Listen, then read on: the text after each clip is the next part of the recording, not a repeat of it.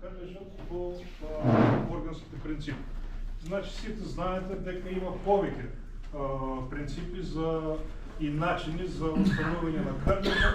Меѓутоа, јас од почетокот на моето пчеларење 2006 година се одлучих да работам по органски начин и гледај да можат да се на некој начин детектират кои са најдобрите методи за да може да се сузбие кърлежот.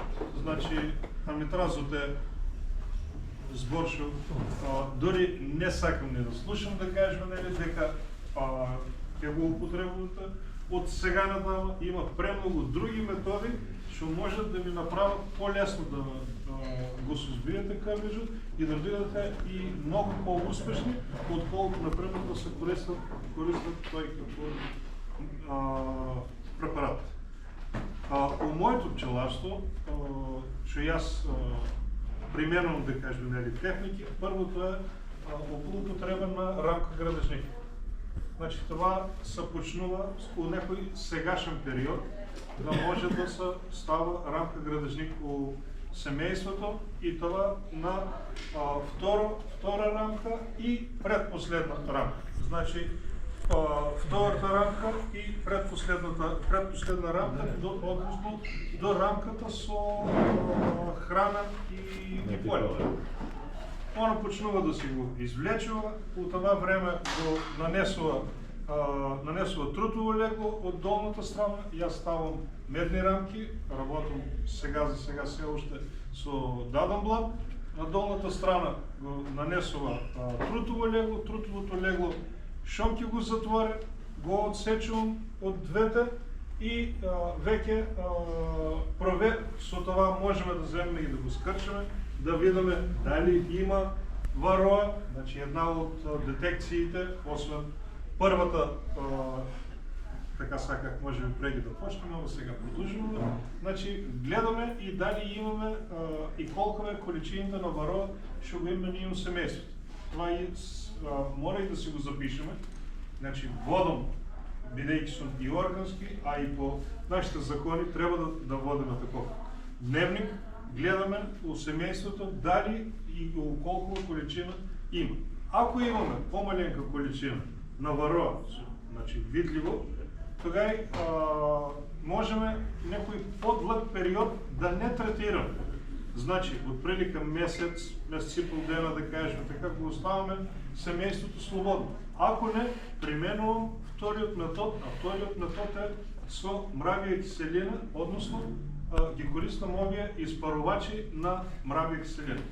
Порано, додека ги немаме тие пластикички, работах само со картончина, ги заледувах, ги натопувах со мравја киселина, 80%, ги заледувах, ги ставах отгоре на самото семейство, со самата топлина веќе ќе почне да испарува, го заституваше, меѓутоа голем процент на пчелните семейства беа иритирани. Значи, независно от това дали ќе остава по-малечок простор или по-голем простор, може би повеќе од 50% беа иритирани и издеваше цело семейство околу сандъко. Оно вечерта можеше дори и да преспие вонка, утредента, паса со вере, меѓутоа самите пчелки не беа задоволни од сето това. Јас што го работах и можеше да угини некој од матицата.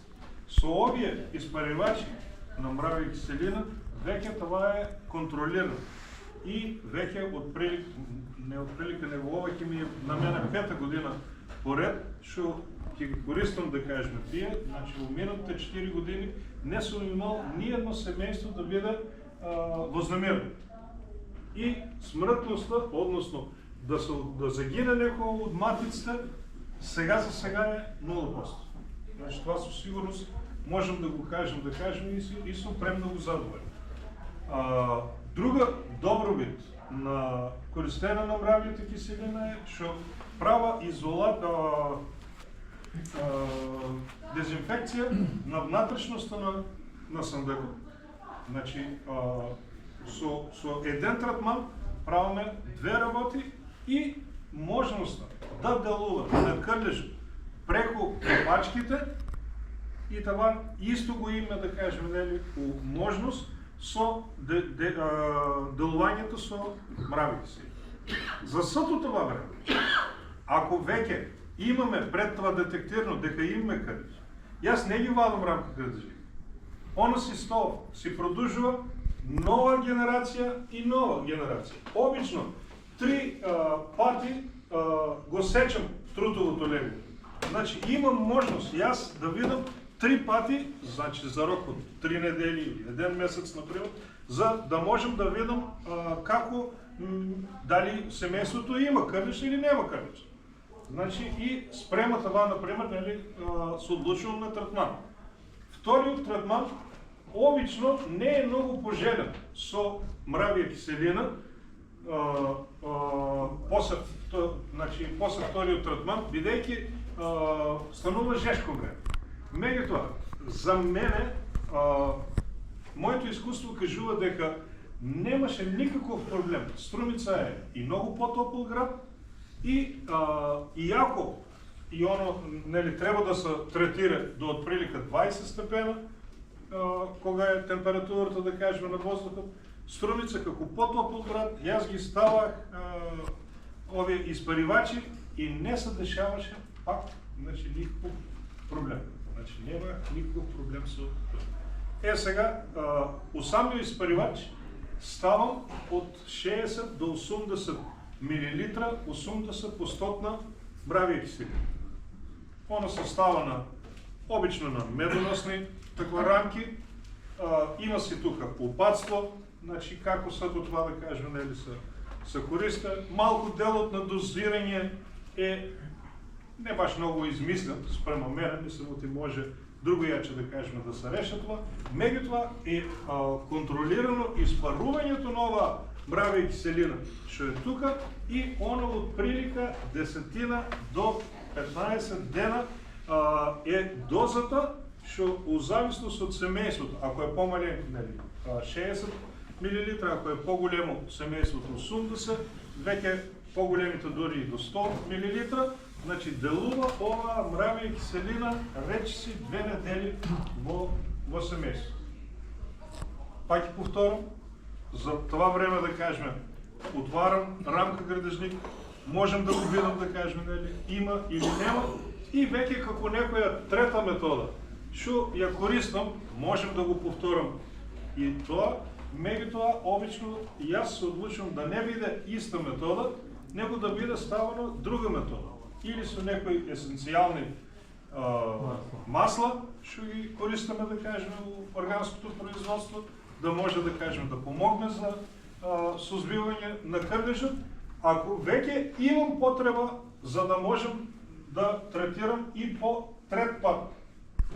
Ако не, веќе одам на третирање, јас ще викам, да кажем, 4-ти пат, односно на крајот на октомври или еве во почетокот на ноември, кога ние веќе немаме пило во самото пчелно семејство, и тогаш работиме со оксална киселина. Значи, закон е оксалната киселина.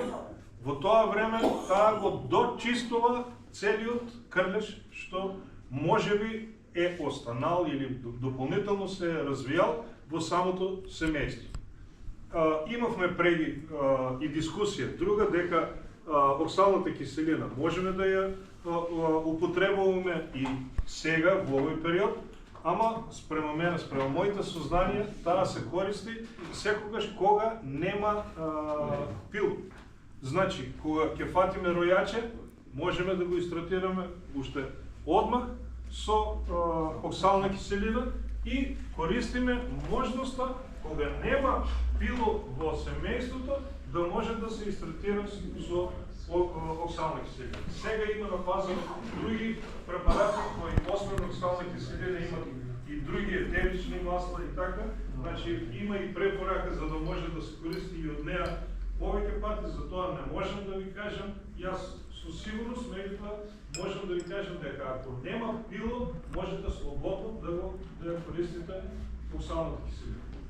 Оксалната киселина, верувам дека сите од прилика знаете како се користи и како еден мој совет е обавезно тоа да го користите како начин за третирање против крнеж.